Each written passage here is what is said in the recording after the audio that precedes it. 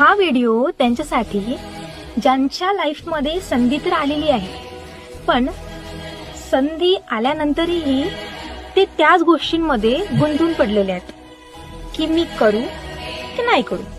बरोबर.